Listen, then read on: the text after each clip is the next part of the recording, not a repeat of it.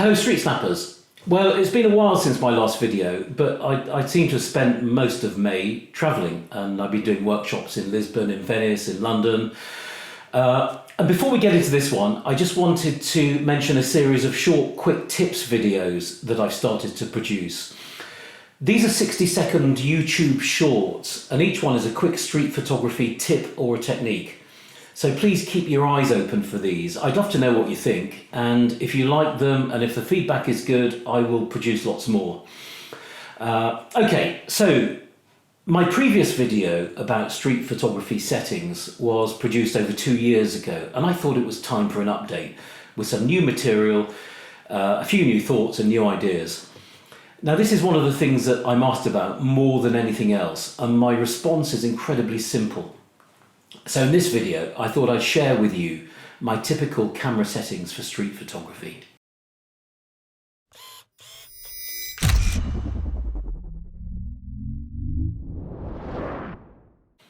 Settings. We all do things differently. So let me kick off by saying straight away that we all approach street photography from different perspectives. So how I set up my camera for street photography might not necessarily work for you. And there really is no right or wrong way. So what I'm about to describe works for me, and I found that variations of this setup give me the best hit rate when I'm shooting street photography. And I'll be demonstrating these settings using my Fujifilm cameras, but they will apply to any digital camera, whatever brand you use. So my mantra when it comes to settings in street photography is keep it simple.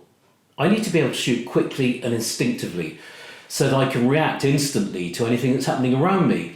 If I have to start faffing around with shutter speeds or aperture or looking at menu options, there's a good chance I'm going to miss out on that crucial moment. Maybe the decisive moment, who knows?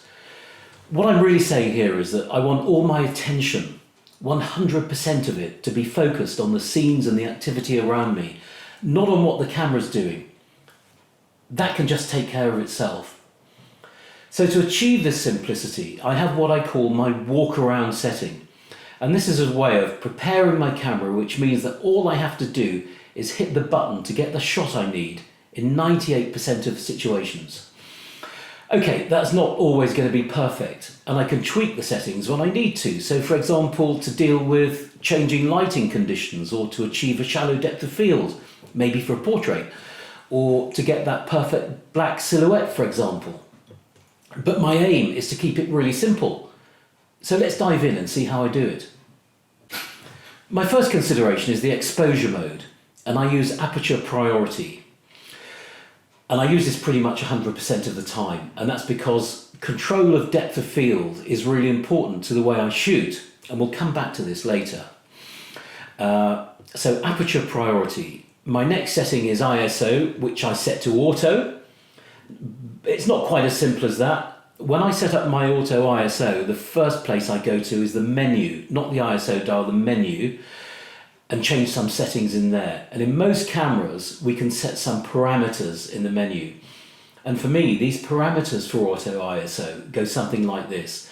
I'll set the range to 200 to 3200 for daytime shooting. If I'm shooting at night, then I might put the range, let it go higher. 6,400, maybe 12,800 even. But for daytime, 200 to 3,200. I will then dial in the minimum shutter speed value, again in the ISO menu, not on the shutter speed dial, and I'll set a 200th of a second. So this is the minimum shutter speed. And this will pretty much guarantee me a fast shutter speed all of the time. So when the camera needs more light, it will now raise the ISO rather than giving me a slower shutter speed. So what about the noise, you may be thinking? If I'm going up to 3,200, am I going to get a noisy shot? Well, not necessarily. For me, a tiny bit of extra digital noise is a price worth paying if it's between that and missing a shot because of motion blur or camera shake. And for most modern cameras like this X Pro 3, high ISO is no problem, it's a breeze. And you'll find that the more you work with your camera, the easier you'll find it to gauge to what extent you're prepared to sacrifice image quality for increased shutter speed. There's always a compromise, a trade-off.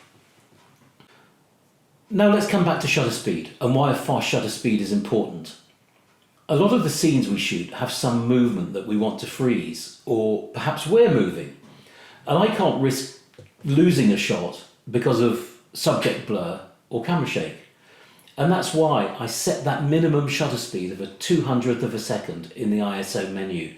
The camera is highly unlikely to go any slower than that. So what about aperture? In street photography, context is more often than not useful to the shot.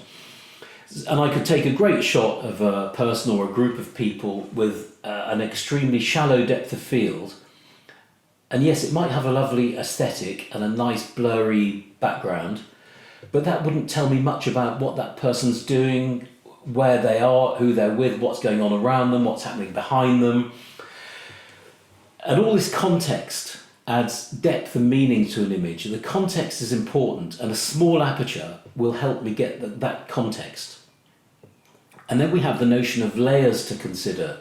Layers are really important in street photography, and this is how we add volume and depth to an image. So the smaller the aperture, the more the various layers are in focus. And if you want to see a really good example of how layers are used well, have a look at the work of Alex Webb. And you'll see that a lot of his shots have a foreground, a middle ground, and a background. So 3 usable layers. So this is why my go-to aperture is f8. Or if I'm shooting somewhere really bright, like I was in Lisbon this month, I was shooting, my go-to aperture, my default was f11, or maybe even f16. So f8 will give me all the depth of field I need, and it'll let a reasonable amount of light into the lens. So it's a good compromise. And if you stick with f8 as your baseline, you won't go far wrong. So in terms of exposure controls, that's about it for my walk around setting. So just to recap, it's a 200th of a second or faster, which is baked into the ISO menu. f8, also ISO. That means I can now forget about what's going on in here, and I can dedicate all my thinking, all my concentration, all my mental energy into what's happening around me, searching for subjects, ensuring I get the best possible composition. But there are plenty of times when I need to make a creative adjustment to the exposure. Maybe I need to let some more light into the camera, or more usually for me, maybe I need to block some light out of the camera. And I do all this using this, the exposure compensation dial. This gives me the ultimate exposure control. And with practice, you'll find that making adjustments with this is really quick and instinctive. So to give you an example in the real world about how I would use exposure compensation. Let's say I'm walking down the street, the sun is beating strongly from behind me onto my subjects. By default, I will be shooting with the exposure compensation at -1, maybe more, maybe -1.5. And this will do 3 things for me. It'll ensure that the highlights are protected, and it'll give me much more defined skin tones, cutting out any hot spots. Secondly, it'll make the colours pop, so that blue sky will be a much stronger blue, the reds will pop, the yellows will be vibrant. And thirdly, it'll make the shadow areas more well defined and dense, and that's a look that I quite like. So whenever I'm out shooting, my thumb gets a real workout because it's on this dial all day long, either making little subtle tweaks, maybe a third of a stop, half a stop, or bigger adjustments like -2, -3, maybe more. So you're probably thinking, well, why not just shoot in manual? That would have the same effect and arguably give you more control. Well, the reason I don't shoot in manual is doing it this way, I don't have to think about anything. If I have to start making decisions about whether to change the aperture, the shutter speed, or the ISO, I could be wasting valuable seconds and missing the shot. This way, all the changes to exposure are made very quickly and instinctively using exposure compensation. The more you practice this, the more it becomes second nature and you do it without thinking. So, other settings. Metering.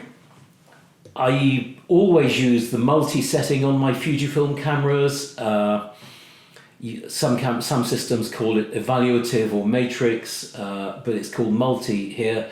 And this analyzes composition, color, brightness distribution, and for me, it just works fine. It gives me a good exposure. Now, I know that some people use spot metering for street photography, which is fine if you have the time, but with my kind of street photography, I don't have that luxury. I'm shooting quickly, and if I have to think very carefully about where I place my little spot, the chances are I'm going to miss the shot, and I just can't afford to take that risk. White balance is the next setting. I will set that to auto, as I could be moving around different lighting conditions in and out of buildings, and I don't want to be constantly making changes. And the camera really does get it right most of the time. Then there's file format, RAW or JPEG. Personally, I shoot both, but the main file I use, and the one that I'll do any post-production with, will be the RAW file. This keeps my options open further down the line. When it comes to stuff like doing color balance, color temperature adjustments, white balance, for example. Some cameras like this X Pro 3 has 2 card slots, so I would generally shoot RAW to one card, JPEG to another. This just makes my workflow a bit smoother, and it also gives me the options of using one of the film simulations. So I know a lot of cameras now come with film simulations. Fujifilm has a really good set of simulations, and I must say I don't use these a lot, but maybe if I'm working on a project and I'm looking for a very consistent aesthetic or look, the film simulation can give me that look straight out of the camera. Black and white, for example, a contrasty black and white. So I just do find this useful for projects. If you haven't seen my video about street photography projects, please do have a look. I'll put a link up here somewhere. Finally, there's focusing. Around half the street photographers I know use autofocus, and the other half use manual focus using this system called zone focusing. Now, modern autofocus is pretty incredible, but even with the latest tech, I find that manual focusing using zone focusing gives me a better success rate. Now, I'll cover this technique in more detail in a future video, but very briefly, the idea is that with a small aperture and with your lens pre-focused on a specific distance, everything within a certain zone will be acceptably sharp. So, as a real-world example, this is an 18mm lens, so 28mm equivalent. If I switch this camera to manual focus, I turn off the autofocus, switch it to manual, I set the lens is on f8. If I use my lens focusing barrel here and set the focus to a point 9 feet away, or 3 meters, everything between about 5 feet and 30 feet will be sharp. So that's my operating zone, zone focusing. All I have to do is to make sure my subject falls within that range. If my subject is within 5 feet and 30 feet, in reality it could be a bit further back than that. But if it's in that zone, I'll be pretty confident it's sharp.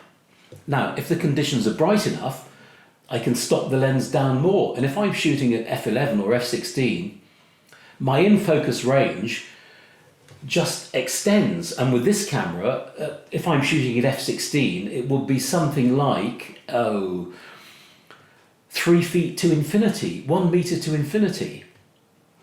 So the wider the lens, the bigger the zone. Why would I use autofocus and risk getting it wrong? We tend to obsess about where that little green square is in our viewfinder. And it all takes time. You know, the way most of us work is we focus, recompose. So we get our little green square on the subject and then get the right composition. This is all taking time, and I know that when I'm shooting street photography, quite often I only have time to do that. And if I have to start thinking about getting that green square perfectly positioned, I am going to be missing the shot. And my green square might have just picked up that block of apartments in the background. So I highly recommend giving zone focusing a go. You'll find it's liberating. There are a couple of caveats. It only really works well with a wide angle lens, and by wide angle I mean 35mm or wider in full frame terms. And you'll find that the longer the lens, the shorter your zone, your effective zone. So with a long lens, 50mm, 80mm, you don't really have much headroom to operate in, and it just makes it a bit harder. And it doesn't work all that well with zoom lens. It's not impossible, but it doesn't work particularly well with zoom lens. The other point to mention on this is back button focusing. Now this removes the focusing function from the shutter button, and you focus using a button on the back of the camera. And this can be quite a nice hybrid option between auto and manual focus. I tend not to use it much. Some people use it a lot. Again, you'll find lots of resources on YouTube about back button focusing.